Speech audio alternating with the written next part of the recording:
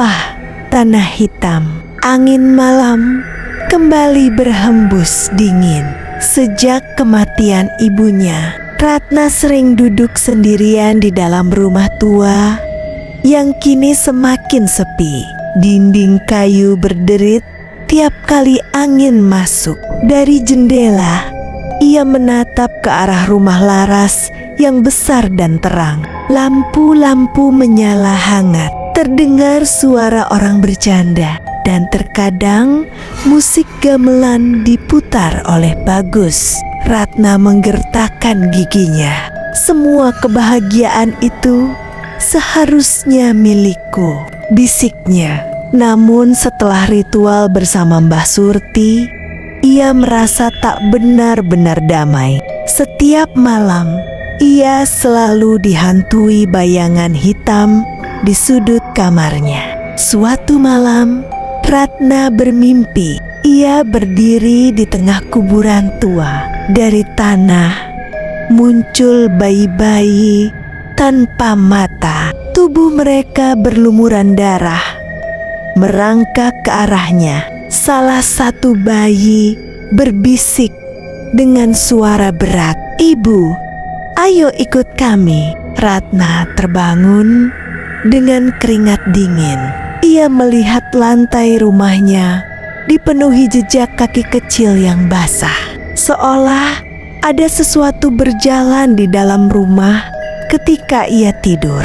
Di sisi lain, Laras juga mulai kehilangan akal. Tidurnya tak pernah nyenyak. Malam itu, ia bermimpi dirinya sedang hamil besar. Perutnya bergetar hebat, lalu robek, dan dari dalam keluar bayi dengan wajah gosong. Bayi itu tertawa keras, lalu merangkak ke arah Bagus yang tidur di sampingnya, mencakar wajahnya. Laras terbangun dengan teriakan. Bagus memeluknya. Namun, wajah Bagus tampak pucat dan semakin kurus. Sejak jatuh sakit, tubuh Bagus seperti digerogoti dari dalam.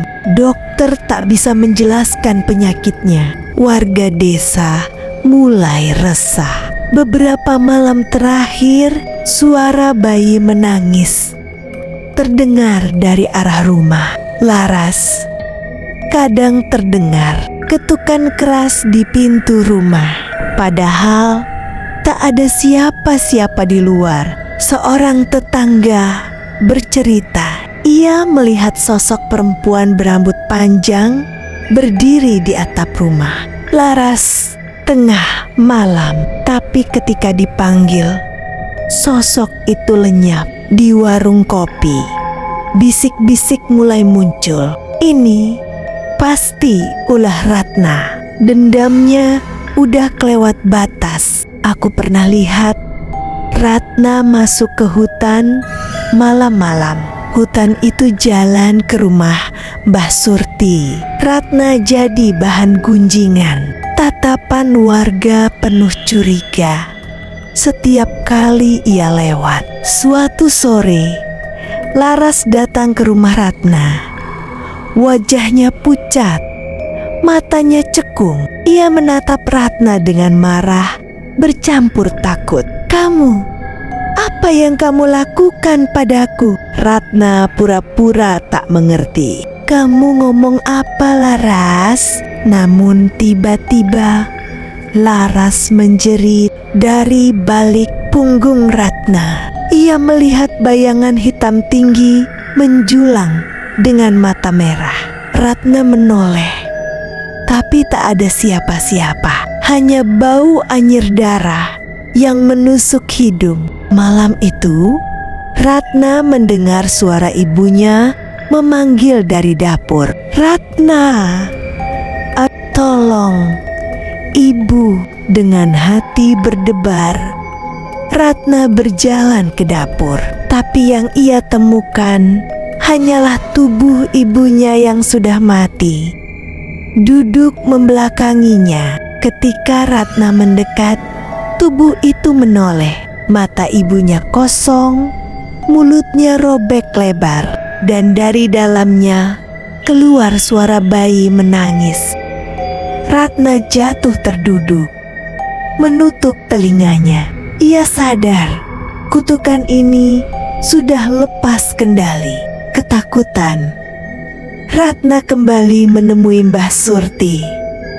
Sang dukun hanya tertawa parau. "Aku sudah bilang, jin itu haus darah. Kau kira bisa mengendalikannya? Tidak ada yang bisa menghentikan dia sekarang."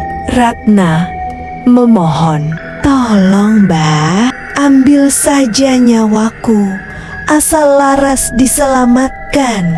Namun Mbah Surti menggeleng, "Terlambat, Nduk.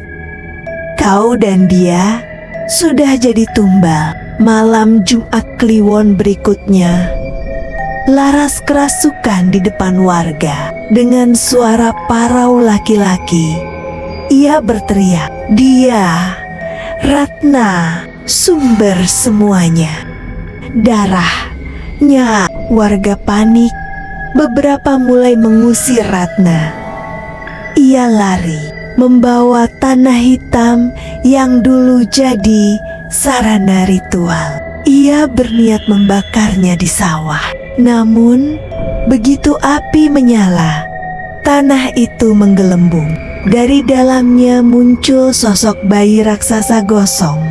Tubuhnya penuh luka, matanya merah, tangannya panjang seperti akar. Makhluk itu merangkak, mendekati Ratna sambil berbisik, "Nyawamu, ganti nyawanya." Ratna menjerit, lari ke musola desa. Suara azan terdengar. Warga berbondong-bondong datang. Mereka melihat bayangan besar merayap di atap musola. Ratna terseret keluar, tubuhnya terbakar dari dalam. Jeritannya menggema hingga ke pelosok desa. Pagi harinya, sawah tempat Ratna terbakar hanya menyisakan tanah hitam berasap. Rumah Ratna gosong, jasadnya tak ditemukan. Anehnya, beberapa hari kemudian, sebagian warga tak lagi mengingat siapa Ratna.